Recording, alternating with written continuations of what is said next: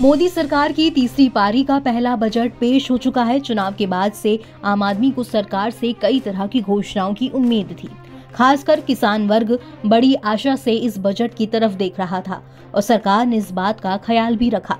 वित्त मंत्री निर्मला सीतारमण ने कृषि क्षेत्र के लिए 1.5 लाख करोड़ रुपए की सौगात दी है। This year I have made a provision of 1.52 lakh crore rupees for agriculture and allied sectors.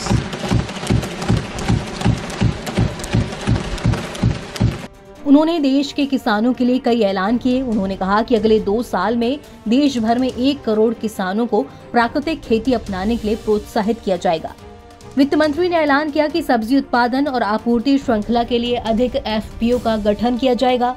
कृषि भूमि और किसानों का रिकॉर्ड और डिजिटल करने पर बल दिया जाएगा। उन्होंने कहा कि राज्यों के साथ साझेदारी में केंद्र कृषि के लिए डिजिटल सार्वजनिक बुनियादी ढांचे को बढ़ावा देगा, जबकि 5 राज्यों में जन समर्थित आधारित किसान क्रेडिट कार्ड पेश किया जाएगा। उन्होंने ऐलान किया कि नेचुरल फार्मिंग को बढ़ावा दिया जाएगा। ग्राम पंचायत जो इस योजना को लागू करना चाहेंगे, वहां उसे प्रोत्साहित किया जाएगा। दालों और तिलहन के लिए इसके उत्पादन को बढ़ावा देने पर भी जोर दिया, ताकि इस मामले में आत्मनिर्भरता आए। मस्टर्ड, सोयाबीन आदि तिलहन उत्पादों में बढ़त बनाई जा सके, इस पर भी जोर दिया जाएगा। अब किसानों से जुड़े 8 बड़े ऐलान देखते हैं। कृषि क्षेत्र के लिए 1.52 लाख करोड़ रुपए का प्रावधान किया गया है। इतना फंड कृषि क्षेत्र को दिया गया है। इसके अलावा 5 राज्यों में किसान क्रेडिट कार्ड लॉन्च करने की घोषणा हुई है। अगली घोषणा सब्जियों से जुड़ी है। सब्जियों की सप्लाई चेन पर काम किया जाएगा, उसे दुरुस्त किया जाएगा। खेती के लिए फसलों की 32 किस्में जारी की जाएंगी। वहीं बागवानी फसलों की 109 उच्च पैदावार और जलवायु अनुकूलन वाली किस्में जारी की जाएंगी। इतना ही नहीं, 6 करोड़ किसानों की जमीनों की अब रजिस्ट्री होगी और 1 करोड़ किसानों के लिए नेचुरल फार्मिंग यानी कि प्राकृतिक खेती पर जोर दिया जाएगा। उन्हें प्राकृतिक खेती करने के लिए प्रोत्साहित किया जाएगा।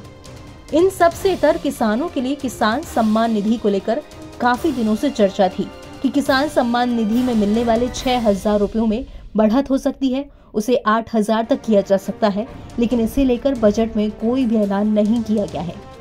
सरकार ने तरह तरह के क्षेत्रों में दूसरी सहूलियत देने पर जरूर फोकस किया है। वहीं एमएसपी की बात करें तो एमएसपी को लेकर भी किसानों के हाथ निराशा लगी। बजट 2024 में वित्त मंत्री निर्मला सीतारमण ने एमएसपी को लेकर कोई भी ऐलान नहीं किया है।